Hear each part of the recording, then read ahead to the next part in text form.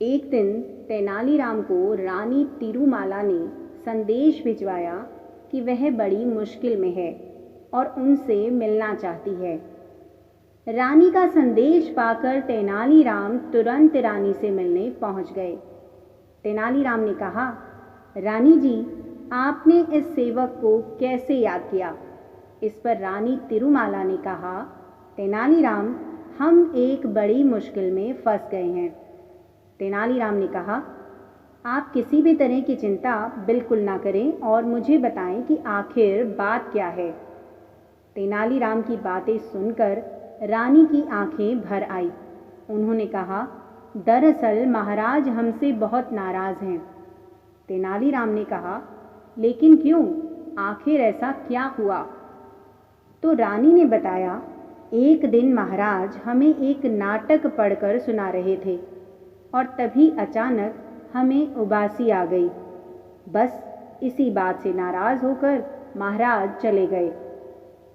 रानी ने तेनालीराम से कहा, तब से कई दिन बीत गए हैं, लेकिन महाराज मेरे पास नहीं आए हैं। मैंने गलती ना होते हुए भी महाराज से माफ़ी भी मांग ली थी, लेकिन महाराज पर इसका कोई असर नहीं हुआ। अब तुम ही मेरी इस समस्या का समाधान बता सकते हो तेनालीराम, मेरी मदद करो।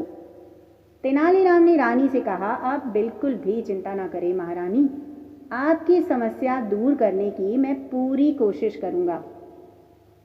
महारानी को समझा बुझाकर तेनालीराम दरबार जा पहुंचे।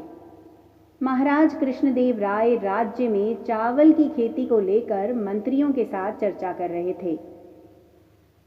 महाराज मंत्रियों से कह रहे थे, हमारे लिए राज्य में चावल की उपज बढ़ाना आवश्यक है। हमने बहुत प्रयास किए, हमारी कोशिशों से स्थिति में सुधार तो हुआ है, लेकिन समस्या पूरी तरह खत्म नहीं हुई है। तभी अचानक तेनालीराम ने चावल के बीजों में से एक एक बीज उठाकर कहा, महाराज, अगर इस किस्म का बीज बोया जाए तो इस साल उपज कई गुना बढ़ सकती है। महाराज ने पूछा, क्या ये बीज इसी खाद के जरिए उपजाया जा सकता है? इस पर तेनालीराम ने कहा, हाँ महाराज, इस बीज को बोने के लिए और कुछ करने की जरूरत नहीं है। परंतु, महाराज ने पूछा, परंतु क्या तेनालीराम? तेनालीराम ने जवाब दिया, शर्त यह है कि इस बीज को बोने, सींचने और काटने वाला व्यक्ति ऐसा होना चाहिए जिसे जीवन में कभी उबासी ना आई हो और ना ही कभी उसे उबासी आए। यह बात सुनकर महाराज ने भड़कते हुए कहा, तेनालीराम, तुम्हारे जैसा मूर्ख व्यक्ति मैंने आज तक नहीं देखा। महाराज ने बिगड़ते हुए कहा, क्या संसार में ऐसा कोई होगा जिसे कभी उबासी ना आई हो?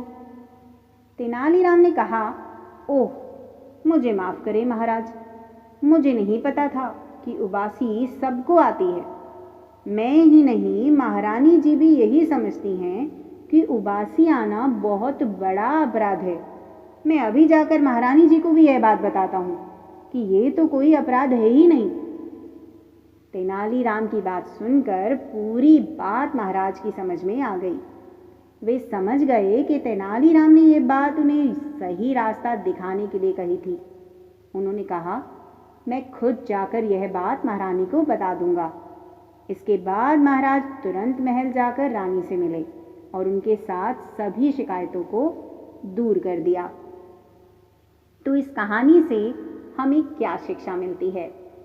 इस कहानी से हमें यह सीख मिलती है कि किसी को बिना गलती के सज़ा नहीं देनी चाहिए।